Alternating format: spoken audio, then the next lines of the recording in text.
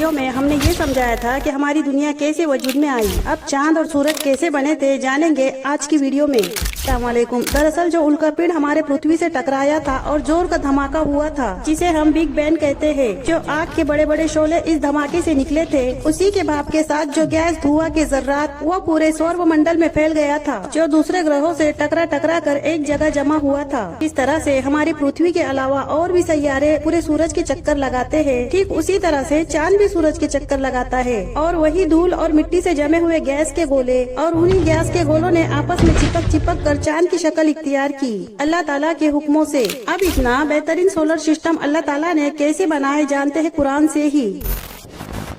قرآن کی سورہ یونس سورہ 10 آیت 5 میں اللہ کہتے ہیں، اللہ وہی ہے جس نے جلتا ہوا سراج یعنی کہ سورج روشنی دینے والا بنایا، اور چمکتا ہوا منیر یعنی کہ چاند کو بنایا، اور اس کی منزلیں مقرر کی تاکہ تم ٹائم اور سالوں کی گنتی کر سکو۔ قرآن کی اور ایک آیت سنتے ہیں، قرآن کی سورہ نوح آیت 15 اور 16 میں اللہ کہتے ہیں، اور اس نے جلتا ہوا سراج یعنی کہ سورج بنایا اور چمکتا ہوا چاند بنایا۔ قرآن میں چاند کو منیر کے نام سے بیان کیا جاتا ہے، اور آگے اللہ کہتے ہیں، کیا تم نے نہیں دیکھا کہ اللہ تعالیٰ نے کس طرح سے ایک کے اوپر ایک ساتھ آسمان بنائے ہیں اور اس میں روشنی دینے والا سراج یعنی کہ سورج بنایا۔ اب یہ سب سولر سسٹم اللہ تعالیٰ نے اتنی سسٹمیٹک طریقے سے کیوں بنایا جانیں گے اس کے آگے۔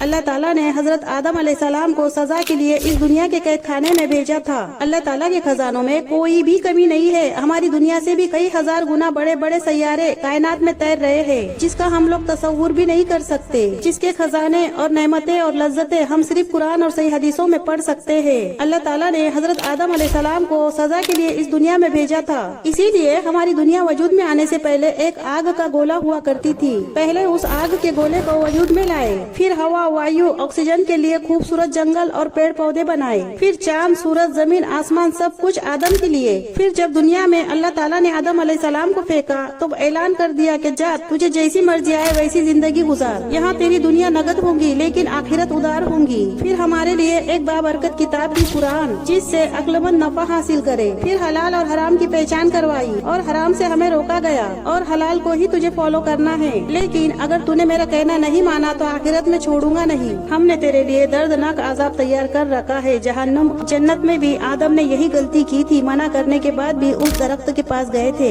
اب دنیا میں تو حرام کاموں میں اور زیادہ لذت بڑھا دی اور جو مرضی آئے کرو، اور آخرت ادار کر دی جس کے بارے میں ہم صرف سن سکتے ہیں اور قرآن میں پڑھ سکتے ہیں۔ اب آخرت کو وہی پائیں گا جو اللہ کی کتاب قرآن پر یقین کرے گا اور اللہ تعالیٰ کی مرضی کے مطابق اپنی زندگی گزارے گا۔ آج ہم نے قرآن کو انسائٹ کر دیا اور دھرم کا دھندا کھولنے والوں کو اور دھرم کا بزنس چلانے والوں کو پروموٹ کر رہے ہیں، جبکہ اللہ تعالیٰ نے تو ہمارے لیے قرآن جیسی بابرکت کتاب دی تھی، اور یہاں تک کہ اللہ تعالیٰ نے قرآن میں فرقے بنانے سے اور خود کو آپس میں بانٹنے سے بھی منع کیا ہے۔ تو اے ابن آدم، تجھے کس بات کا گمان ہے؟